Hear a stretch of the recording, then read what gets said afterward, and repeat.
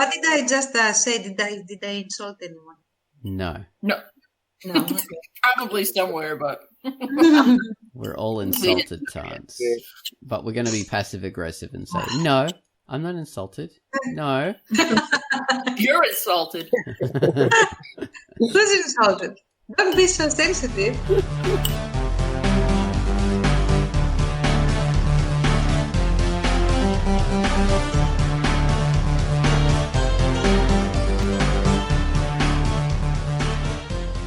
Hello and welcome to the QUACKCAST. This is QUACKCAST number 440. I'm Ozone Ocean.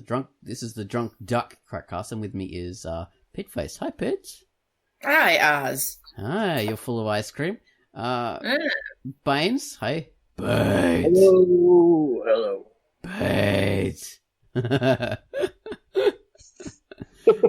And we have Tans Serene. Hi, Tans. Hello. Hey, so we're going to be talking about characterization versus character tropes as a way of constructing characters. Different approaches you can take, a mixture of both, maybe, all that kind of stuff. But before we get into that, I have to bring up the featured comic. Kawaii Dai Agakse. She's our brilliant admin who is, does beautiful things for this site, and she very diligently every week she does her, well, not every week, every second week she does her feature, as I do mine. This week her feature was The Mystic from Wanzurbi. It is actually a very good one. Oh. Awesome choice, Kawaii. A high recommendation from Tanserine there. Yes. So, listen up to Kwai chatting about The Mystic from Wanzurbi. Hello, this is Quake Degakse, and the feature I've selected for this week is The Mystic from Wanzurbi by Delsino, and it is rated M for mature. The year is 1899 in Mali, and Zaina, a slave girl, is being escorted across the Sahara by 3 men on her way to her new home. Along the way, she encounters a mystic named Musa for the first time as she witnesses him successfully win a fight against her 3 captors after being decapitated in battle. There is a lot of legends surrounding mystics, as they have the special abilities and are able to control a lot of nature. The art style has a great controlled, sketchy quality, and most of the comic is in black and white. The prologue is colored digitally and looks very professional. Find out how Zaina's life magically transforms after meeting Musa, and read The Mystic from Wanzurbi by Delsino, rated M.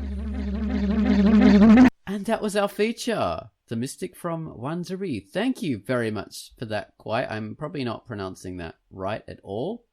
I'm very sorry for that, but what can you do? Alright, next up we have the featured music. Gumwallace has given us a theme to a comic called Ice Massacre this week, which is such a cool name. It's so evocative, isn't it? Ice Massacre. I can only think of like some old 80s thrasher or slasher film with like ice picks, like out in the middle of a lake somewhere. There's some guy ice fishing and he just like flips his lid and starts murdering people with an ice pick. Me, that I can only think of zombie Nazis. Oh God! Getting out of the snow.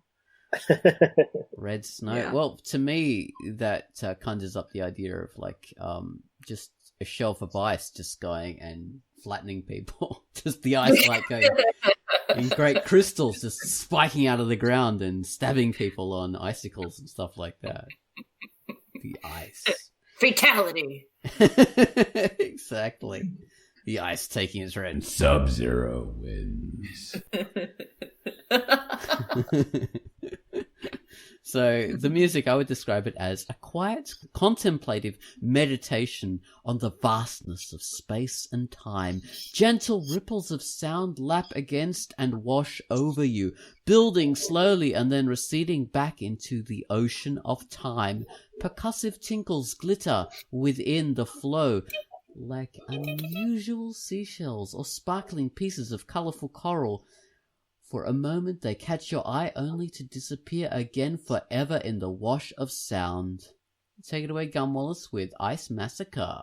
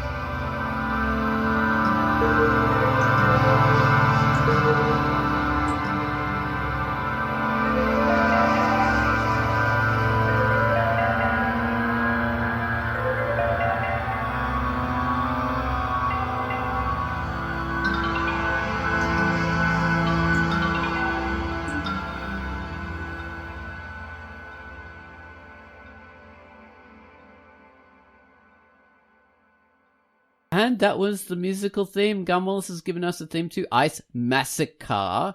It's rated T. It's by a person that calls themselves Ice Massacre, so that's very convenient there. So everything is about the Ice Massacre. Yeah, coincidence. I think not. Rated T. So have a read of that. It probably will get featured at some stage if it keeps on updating. So yeah, cool. All right. After that, we're going to talk about characterization versus character tropes. And I'll reintroduce this because I did it in our video where we all did our song and dance number and we dressed in fantastical outfits and stuff like that. And our Patreons got to see that for a $5 a month donation, which is very good of them. And they also get other perks. And yeah, getting to see us is probably the best perk that can ever be. So...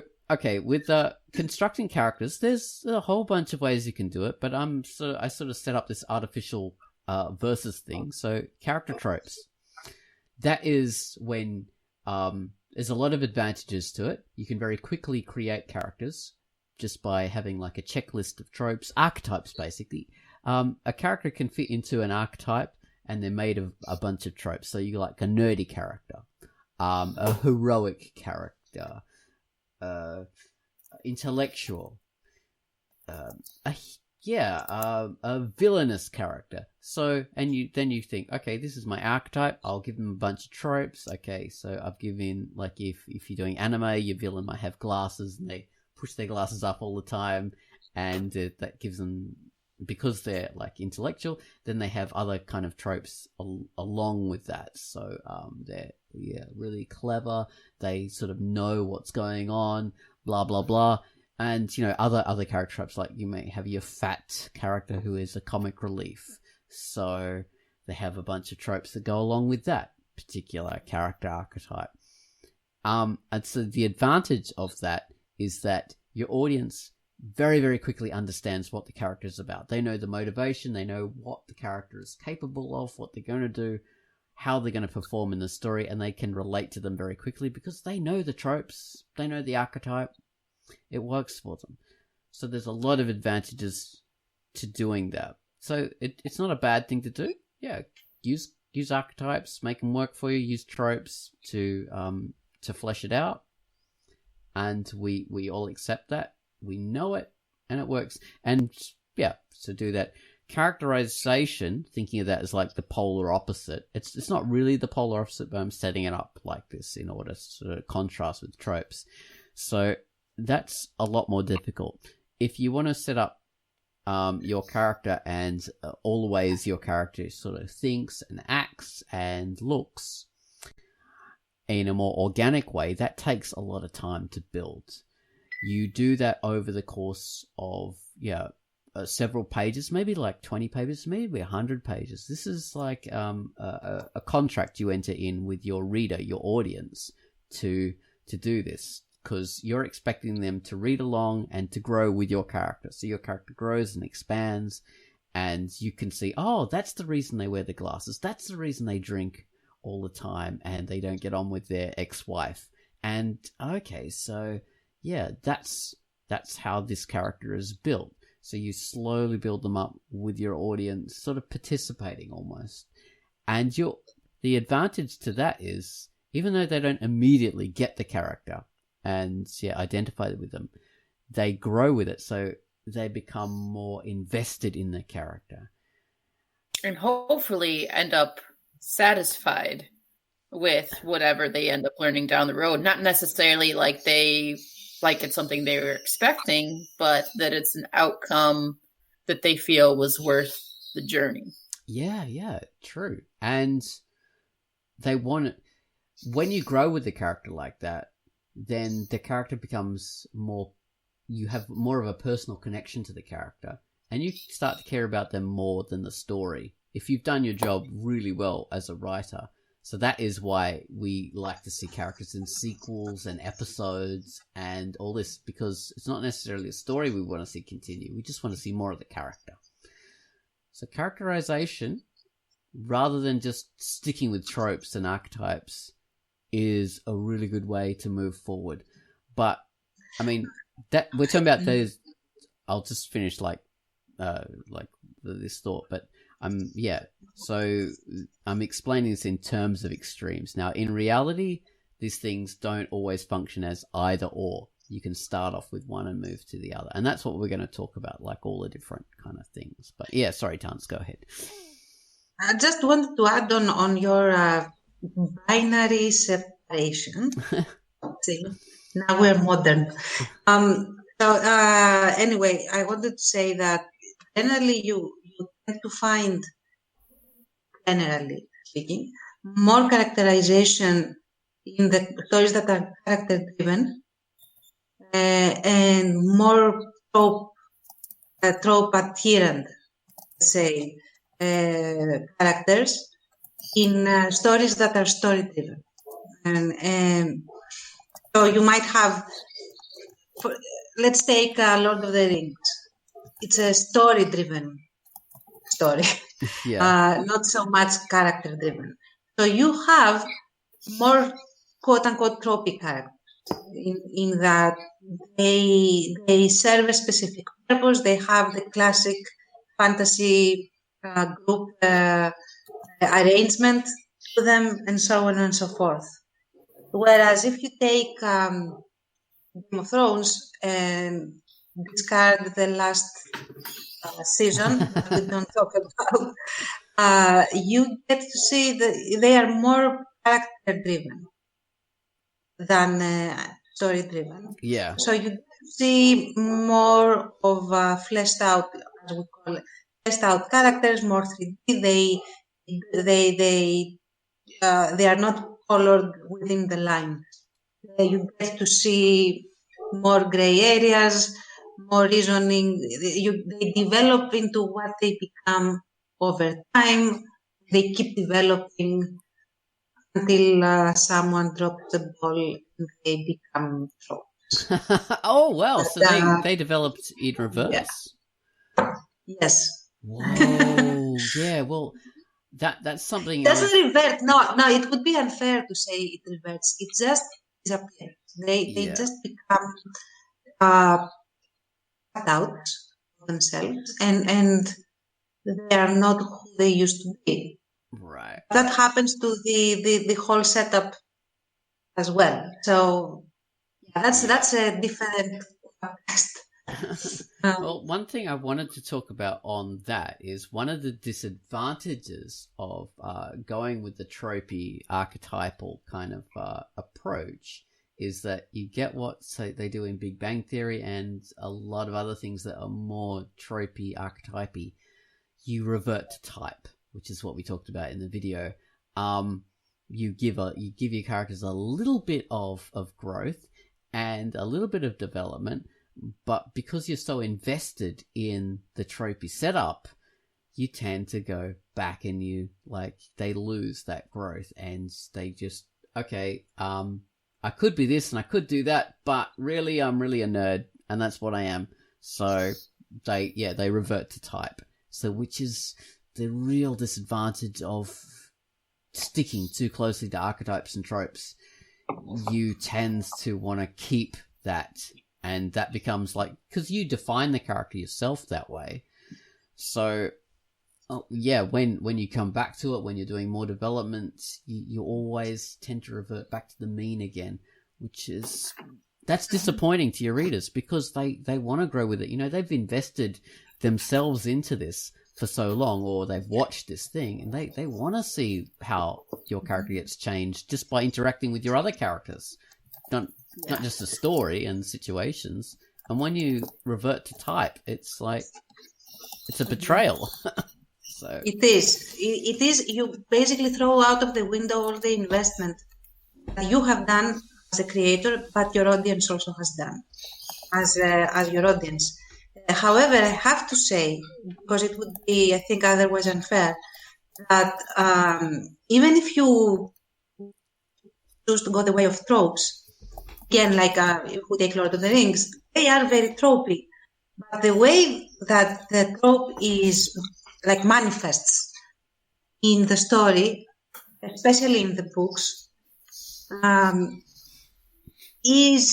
it is done in a very nice 3D manner although they remain within their tropes, and then they graduate from one trope to the next.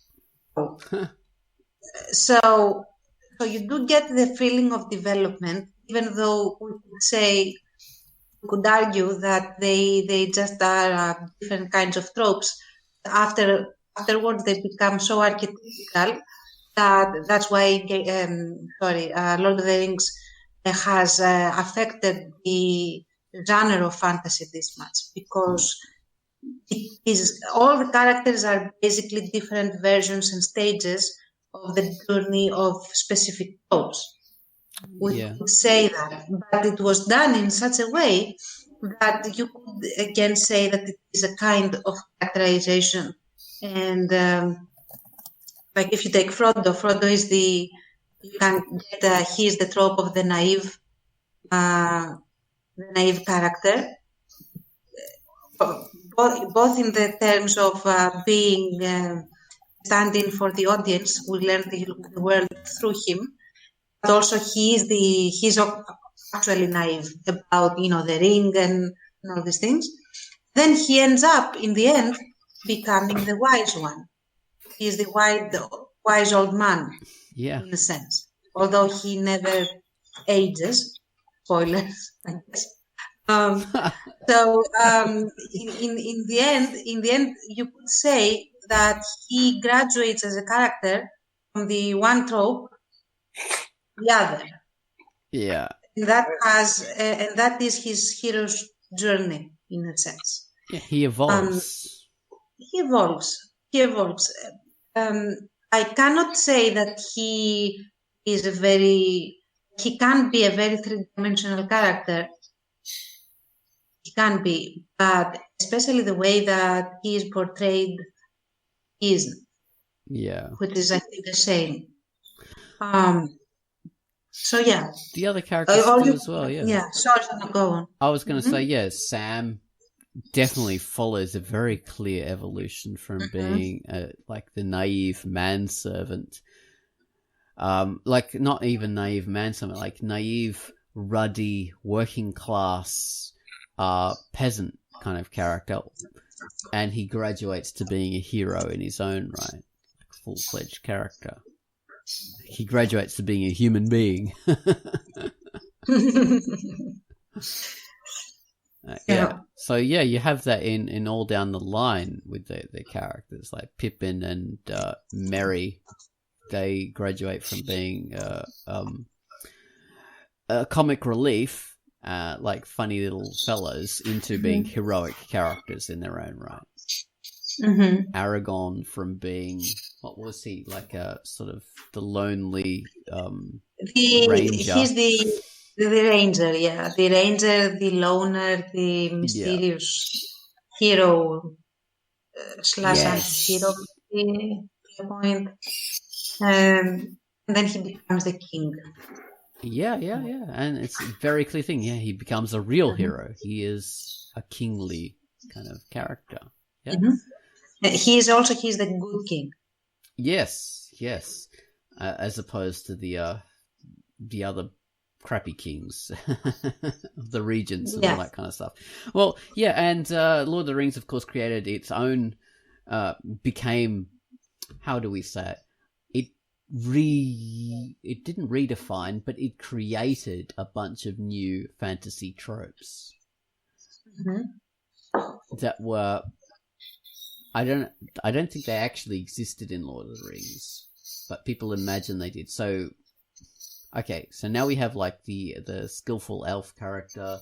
We always have a wise, like the dungeon master wizard character that's based on Gandalf, and the clever little I don't know, the rough kind of dwarf character who's always like super tough.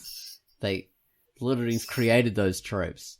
And those they've been used millions of times all over the place. So it's a really interesting aspect of it.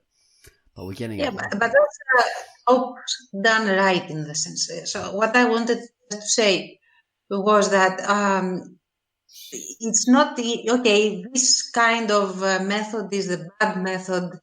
the other kind of method is the good one.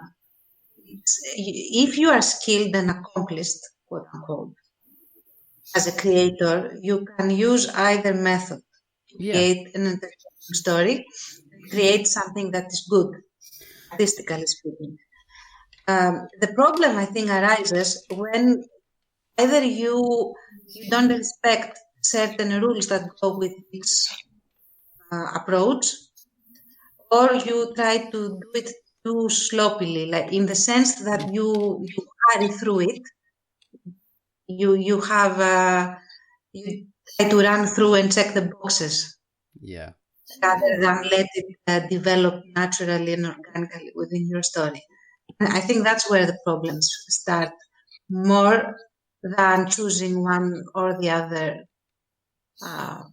approach, characterization. Yeah. Also, like, okay, so you've got an archetype, and then you flesh out the archetype with tropes, and you use the wrong tropes. You use tropes that don't fit with the archetype, which can be like subversive and clever, and sometimes you just think this just doesn't fit. It's awkward. You've given this character the wrong tropes. It's just a checklist character. It's pointless. Why does the character have this attribute? Oh, okay. Since we cannot avoid this now, I have to do that. A good example of this, I want to just illustrate your point, is of course Star Wars. The sense that you have... Ding, ding, ding. You may all drink now. We all drink, exactly. You have a very archetypical, very tropey character, like Luke Skywalker. And then you suddenly want to get this character like he has been developed as a 3D complex personality. And that cannot work. So you present him in a stage that you haven't built up, you haven't gotten the character to the stage, and you don't explain anything, and it's all the wrong tropes. You have he starts off and he's like the hero, the knight in shining armor, the one, okay? Yeah. And then you give him all the tropes of the chubby hermit, and the coward, and the guy that shies away from his calling, all these boxes. Yeah. And I'm not saying, what I am saying is not that you cannot do that. It's that you have to know what you are handling. If you wanted to take Luke Skywalker and get him into this particular stage of being trying to get himself drunk on blue milk and being leaving the universe to go to hell for all he cares, then you would need to also insert the trope that comes in the middle, which is breaking the hero. Yeah. You have to show how the hero broke. Yeah. Then you get to present him into the third stage. And you cannot do that in a quick flashback of 20 seconds in a movie. Man, if they put the OG characters, okay, I'll just be quick. If it was three movies with the OG characters and that was the Luke Skywalker arc, maybe through those three movies, that could have been amazing. Oh yeah, that would be awesome. Because there's nothing more fascinating than get a hero or any character that is in a high point and just, let him free fall to the lowest point. Yeah. Then build him up again to a different high point. Yeah. That's amazing. That could have been, yeah. Yeah, or even that whole thing through three movies, as you have, of course, many other characters with their arcs going on. But if that was his arc through those three, oh, man. Yeah. And considering, I think, if I'm not mistaken, in the original trilogy, part of the script had him dabbling with the dark side and almost actually becoming Darth Vader in the end, like Darth Vader. I mean, Sith. I think about it. Yeah, so there have been some elements of that already in the original trilogy, so you can toy with this. Like a sort of the last temptation of the Jedi Master, Yeah. which he falls, blah, blah, blah, blah, whatever. I mean, they So, did it nicely with Iron Man. Tony yes, Stark in the Marvel movies, they took him pretty dark eventually. After establishing the character and turning him into a hero initially, they took him, like, in the sort of second, third of all those movies, they took him down, almost made him the villain in Civil War. And then, turned things around too. Not completely the villain, but they took him to a dark place. And it was great. It was so satisfying. Well, there's a lot of things you can do. Yeah, if you start out with a trope, just to as a quicker way to build a character. Start out with your archetype, flesh it out with tropes, and then you grow it. So this is what I sort of alluded to in the very beginning. It's not really, you don't always have to go an either or extreme approach. You do a blending, and that can help you grow a character and make things interesting. So yeah, and you could subvert the tropes and the archetypes, but because you're doing it over a period of time, it gives a logical reason for why it's subverting and why it's growing or moving into a different archetype. So that's satisfying and it feels good, rather than just staying within a type, which is always not. Yeah, always, but the point is that in order to reap reap the goods, let's say, from this kind of thing, you cannot just hurry to go there and have that awesome scene, because people will just be pissed. They will say that, oh no, this character would never do that. Yeah. If you get the point, if you get the audience to the point, shouting that to the screen, you have lost the game. Yeah, you have to give it a logical progression, basically, a believable progression, or a progression that feels right. All different kind of ways of doing it, but yeah, do that, and then your audience will come along with you, and they'll thank you for it. So that's a good way of doing it. But okay, how do you do that? How do you do it? Well, it's through story, basically. Through story. I think it's like if you go, the cliche is one thing, right? That's maybe the most shallow. Your stock characters, your cliches, like the heroic captain or the heroic hero, the tough soldier, the nasty cheerleader, the nerd, the jock, whatever.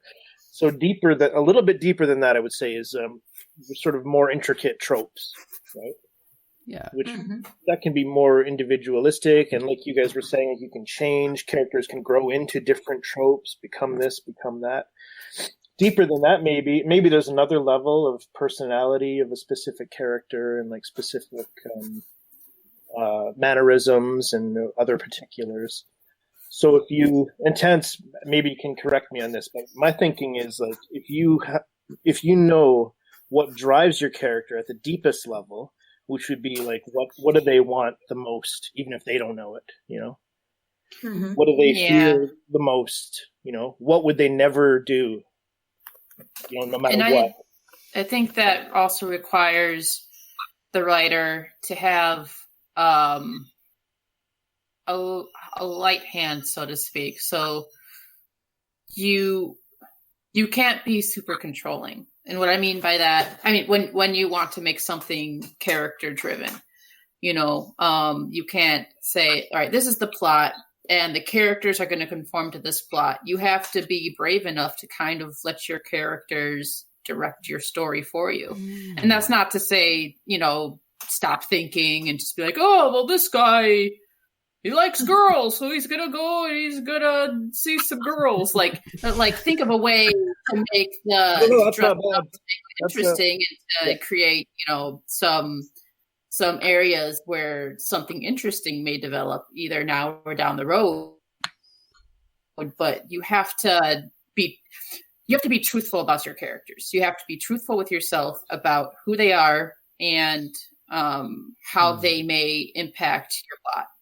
Yeah. Mhm. And like, what's the contradiction in that character? Like, maybe if he like really likes girls, really want, I mean, it's like, why does he really like, does he want like validation, or does he want to feel good about himself? Yeah. And give Does a he have mother contradiction. problems? That kind of Yeah, and give, anything. like problems inside. Like a contradiction is like painful, like anxiety, or just like wants to believe in himself, doesn't believe in himself, or whatever, Yeah, but that adds Yeah. that adds These, an like, interesting, believable layer to it, rather than it just being that surface. Yeah. So yeah, and it's all kind of there invisibly, but it can drive your character, and it creates like tropes don't really create more story, but like deep drivers and contradictions in a character creates more stories, right? Creates more content. Undercurrent.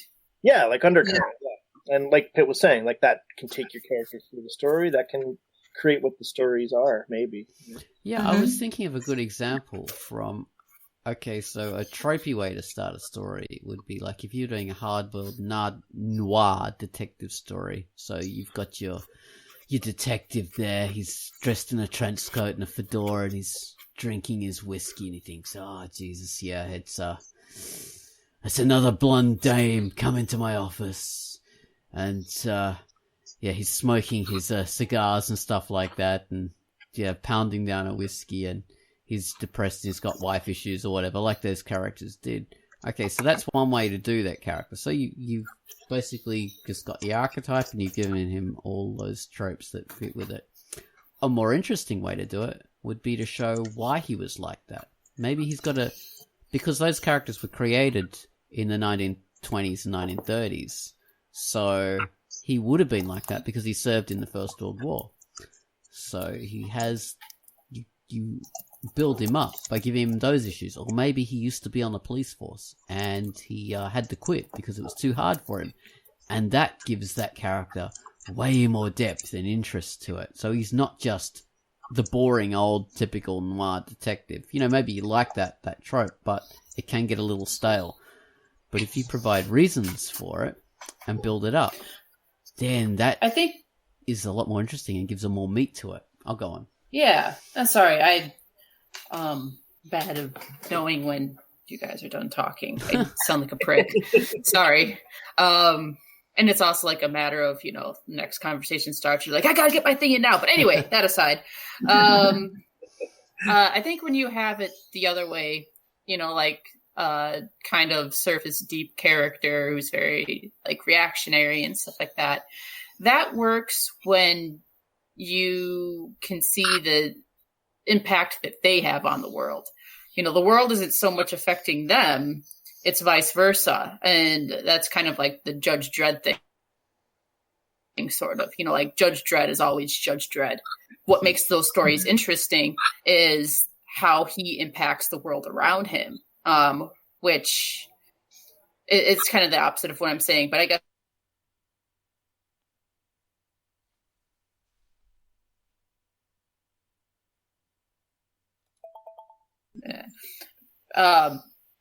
oh yeah, Judge Dredd changes the world. The world doesn't change Judge Dredd. I almost said Pit-Face changes the world, and I tripped and I shit. We're back again there was after no my pause. internet Yeah. died, basically. Sorry, guys. Flawless. It's so yeah, Judge Dredd is an interesting character. He's not really tropey. He is archetypical though, because he is his own archetype. Yeah. And yeah, like you say, the world changes because he's a big solid fist basically punching it into submission.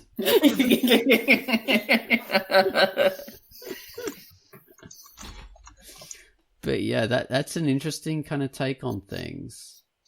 He is So my point was character. saying that, Yeah. other than referencing Judge Dredd for the 90 millionth time, is that, if you do have a character who is more tropier, archetypical, and this we're just going to use it as a blanket kind of thing right now.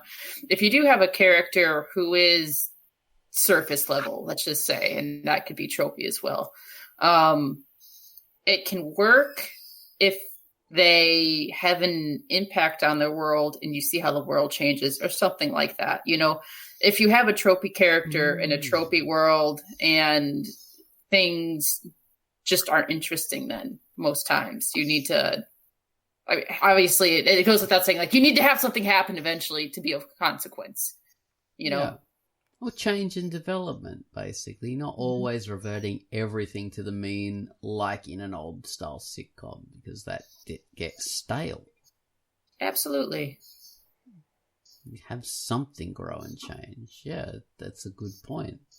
One thing we brought up in the video was the fact, okay, so Big Bang Theory is an example of something that is more tropey, archetypical. The world does change a bit in that. Yeah, the world changes in that. That is something that happens. The characters tend to be a bit stale, though, because they are very tropey. So that is not as fun. And I contrasted that with Seinfeld, where the characters do change in that.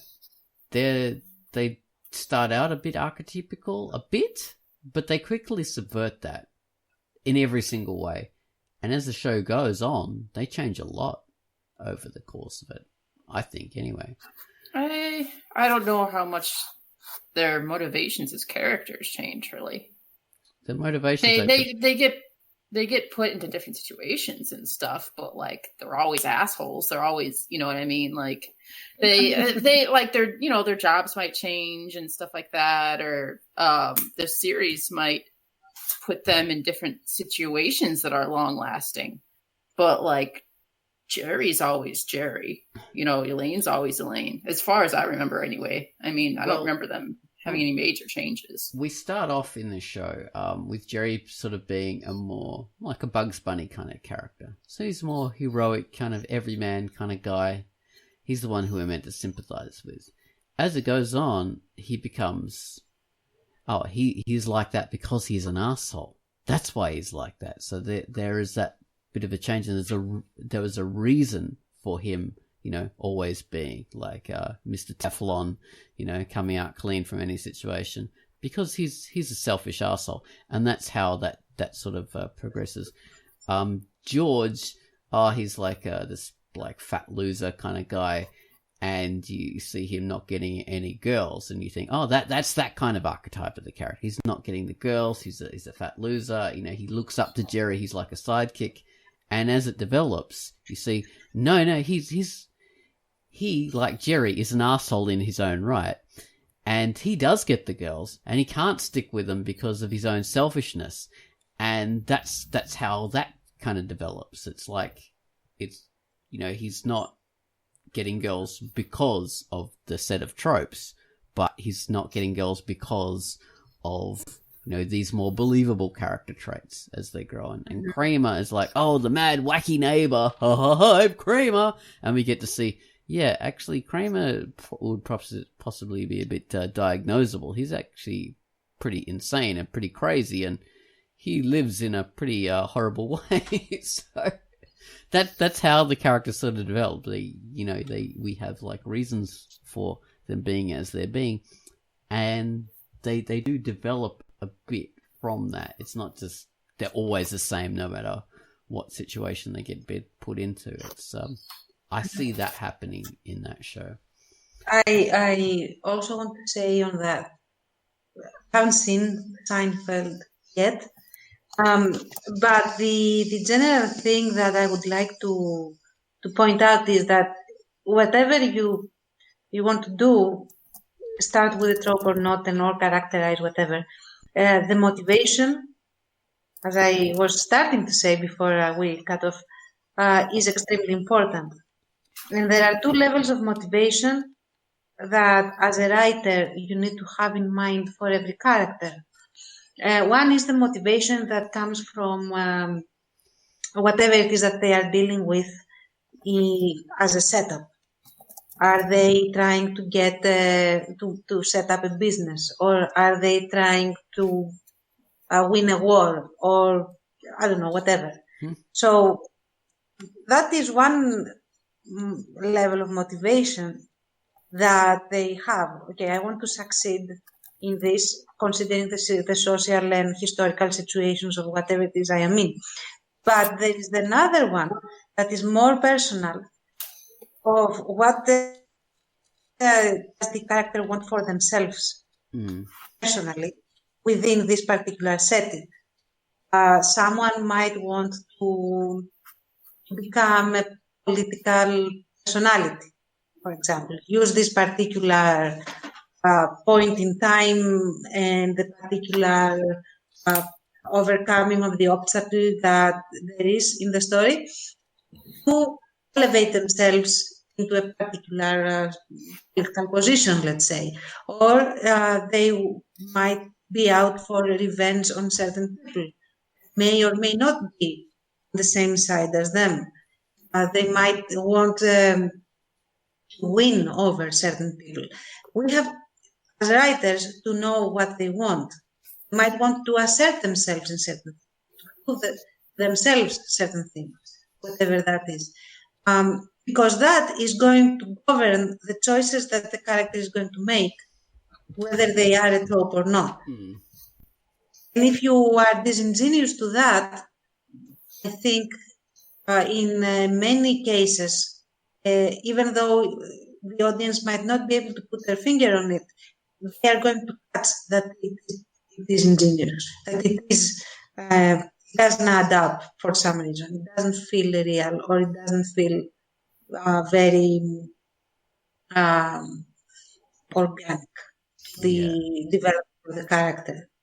And I want to illustrate that with the Game of Thrones thing, because it is so popular, because so many people have seen it. You can relate to it and understand. Yes. So you have certain characters set up from season 1 to have revenge. Okay. And their whole motivation, they have invested all of their existence into getting revenge. For example, if you take Arya is this girl that witnesses her father executed, and she has this kill list of people that she considers responsible for that, and she wants to kill them. So everything she does is in order to get to be in this position. So for the while the character is truthful to this, you get a very nice development, and she becomes a very nice character, in the sense that she's very entertaining, we like her, all of that. In the end, though, she gets lectured for like a minute in the final episode about why revenge is not good. And you should, live and let live, or whatever. This is stopped for some reason. This is not how you stop a character that is out for revenge from stopping being out for revenge. You have to give them the development of, you have to give them the development that will change their motivation, and they will not be out for revenge anymore. You cannot lecture someone that has spent most of their time being alive, preparing and taking revenge and loving it, because you have her being successful in killing off certain people in her kill list, and she loves it and the audience loves it with her. Whether she's psychopathic or not is a different story. Then you have her being ready to complete this journey. She doesn't, because she gets a lecture like, you know what, this is not good. Actualize yourself and find yourself. Define yourself beyond your revenge, and don't be like me, who hasn't, or whatever. This is not how you do it. This is what makes something feel false. Yeah. So you're undermining the character motivations that the audience has understood and grown with and become invested in. You just throw that out the window. for her come to Jesus moment suddenly. Yes. And the come to Jesus moment. And this is the last illustration I'm going to show. This a book called Quo Vadis, by, I will butcher the name, Enrique Sienkiewicz, I think is the pronunciation. So you have this literal Roman centurion who is he is very much anti-Christian for many reasons. That would be very normal for a Roman centurion. Does he literally have a come to Jesus moment? Yes, he does. But the thing is, that's the entire book. He doesn't sort of wake up and say, I am illuminated now. Now I suddenly like Christians. It doesn't happen this way. He goes through hell, basically, and he gets shoved into situations that he needs to reconfigure certain things. He needs to reconfigure his idea about the social groups, blah, blah, blah, blah. And then very gradually, he doesn't even throw a switch even after these situations. He very gradually gets into that stage where he says, okay, yes, I realize that, yes, this is my calling and this is what I need to do, whatever that is. He does have a come to Jesus moment, but it's not like now I'm going to preach. It's not like the famous tale of, I think it's Paul, who is it Paul, the one who just like he's on some march or whatever, and suddenly he has a revelation, and he sees the light. God is the way, Jesus is the way. And that's the classic kind of Bible story of that character. Yeah, but even in the Bible, thanks for the segue, by the way, even in the Bible, it's not done this way. Take Apostle Paul. He is the one that gets the enlightenment. Okay. But he becomes from the extreme persecutor of the Christian sect to one of his greatest leaders and disseminators and stuff. But from the point where you get in his story, he gets the appearance, the vision of Christ and everything else, and the interaction that happens, he goes through a series of transformations that have nothing to do with magic, in a sense. He has to reconfigure certain things. He has to learn certain things. He has to overcome the shock. He has to process it, so to speak. So even in the Bible, where you have literal godly intervention, change the particular character, who take it from a narrative point of view, again, you don't have an immediate change. Okay, yeah.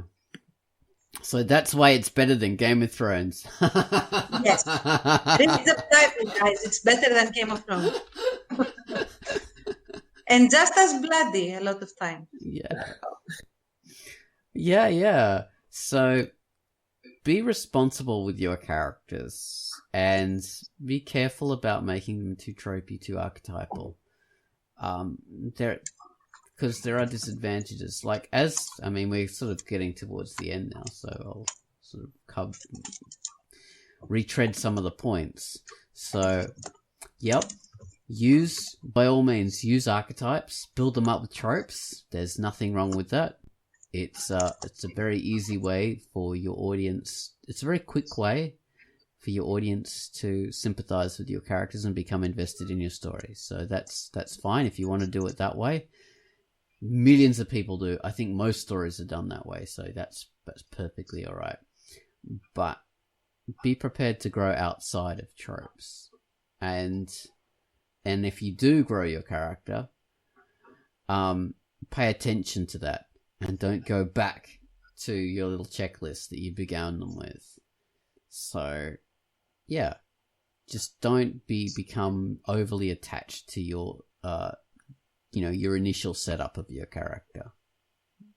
You don't have to grow them outside of that, but your story should develop and change as you go on, and your world should change, and that should influence how your characters, change as well.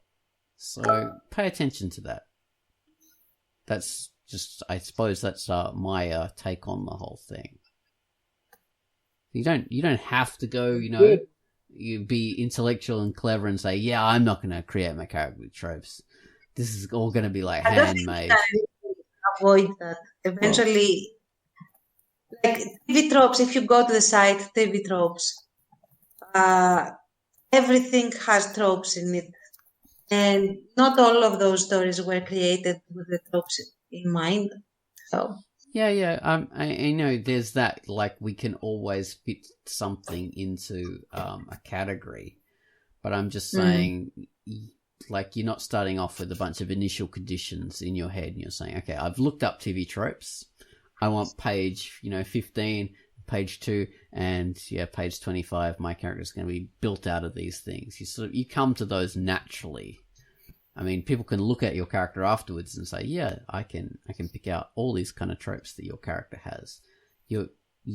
That's fair enough, but you didn't start out thinking that you want to, have them made out of those parts. You sort of just organically form your character into that. That's what I'm saying. And yeah, maybe as your character develops down the line, maybe they'll correspond to a whole bunch of different tropes in TV tropes. But, that's not your personal checklist. And when your character changes, you're not going to go all the way back to that set of conditions. So that's all I'm saying from that point of view. But yeah, it's the idea of creating something totally handmade from scratch is a little unrealistic. But sure, if that's what you want to do, you can go for it. But my point was like, you don't have to do that. It's like when you're doing a paint, you're creating artwork. There used to be the stupid idea is you have to be original. You cannot follow on what other people have done. You have to do something totally new and totally that's never existed before. Well, that's unrealistic, and it's not very relatable to do that. It's not very clever to do that.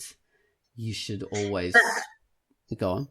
If I may be allowed to have an analogy on that, when making a cake, you can use a cake mix that is ready from the store, or you can make it from scratch. But in the end, all the cake mix and your cake made from scratch will be using similar, if not, at least the basic ingredients are going to be common.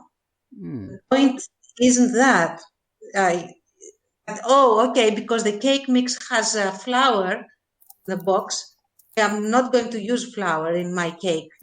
Yes, okay, there are flourless cakes, but you don't actually need to go that far, because 90% of all cakes in the world, from the best to the worst, have flour in them. Yeah. It is. But there's also nothing wrong with experimentation if you just want to experiment a bit. Exactly. Don't do it compulsively just because the cake mix in the shelf of the supermarket has it. Then it's taboo. Yeah, you're not going to say, okay, I'm going to make a cake, but I'm going to make it totally out of human excrement and cherries. You had to go there, didn't you? That's my cake. I'm being really creative and experimental. So there. But if you want to do that, go ahead. It's fine. Yeah. Be creative and experimental for the sake of being creative and experimental. Not everything has to be a brilliant masterpiece work of art. Some people just want to watch the world burn. Some people know what happens when you pour A into B. And thank God for those people, because we're light years ahead of where We would have been if we didn't have them. Yeah, but that's. I mean, what I'm saying is there are parameters basically. Oh, absolutely. And if you exceed those too far, then you're basically not doing something that is relatable. You're not making a cake anymore. No one's going to eat your excrement in cherry cake, Pit. I'm sorry, but oh well. They might though discuss it a lot, so it depends. So what's that, Chance? they might discuss it a lot and ask what was the meaning behind this cake. You don't have to make shit that appeals to everybody. When we talk about generally, Depends we're how talking many about... cherries you add to it. Come on. But think about all of the, and I know I'm probably preaching to the choir on this, but when we talk about, how stories work and whatnot, what works best, we're always speaking quite generally, which is, we have to, because it's the best way to have a conversation with people who can't respond back to us, right? We have to speak generally, but there's some great experimental stuff out there. If you want to cherry pick some tropes and be like, I have this way to go about it or play about with it that it might not work, but something, an interesting concoction might occur, go ahead and do it. It's whatever, we might not like reading it, but somebody might get something out of it, maybe I'll get something out of it that I wasn't expecting. Maybe, I don't know, maybe as a short little thing, being very tropey has its benefits. If you have, a story that's only going to last 1 or 2 pages long, like a horror story for some reason, the jock that's about to get murdered at the campsite, he doesn't have to have this big, long backstory. He can just be the jock that gets murdered at the campsite, and it's fine. Yeah, well, we did sort of cover that idea in that shorter form stories. Yeah, they benefit really well with tropes, and there's a lot of good arguments for doing that. The problem is when you're tackling longer form stories, that's when that gets stale and that doesn't work. But for shorter form things, that's always it benefits it. Actually, it works a lot better if you go for tropes and archetypes in a short thing, because like you say, you haven't got time to build up anything complicated. So yeah, definitely do it that way. But yeah, there are times and places for everything. Cool. Go on, Bane, sorry. If your idea is to sort of deliver on a plot, like Tance was saying, also like a more plot-oriented thing, or like Pitt said, if it's it's delivering on horror or especially in comedy, I would say, like sort of tropes can be really useful, and even cliches and stock things can be really, it would take away from it to try to go too deep into character specifics. Sometimes. We'll say, I think generally being mindful of what you are setting out to do is important in the first place. Well, say, like Pitt's example of horror stories, in that, say, horror movies, they work really well when you have, like, particular archetypes and tropes, especially, like, like you've watched, like, Friday the 13th or whatever, and that works well.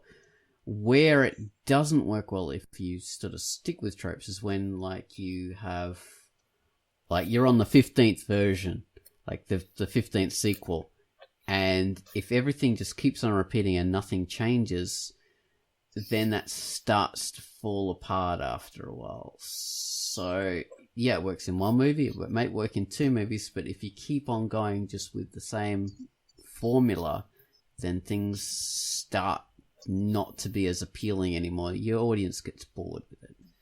So, you've seen this character do the same thing so many times. You want to see that character, change a bit because they've experienced that so many times. But yeah, so that's really a good illustration of why you should, evolve things a little rather than sticking with the thing. Whereas, yeah, in one horror movie, like the first edition of something, definitely go for that, tropey archetype thing, just full on. It works best. It really does. So, yeah. Okay. Well, should we wrap it up now? Sure. All right. Well, this has been Quackcast number 440. Yeah, and it's been interesting, very interesting. Characterization versus character tropes. That was the title. All right. Goodbye, guys. Bye. Bye. Bye.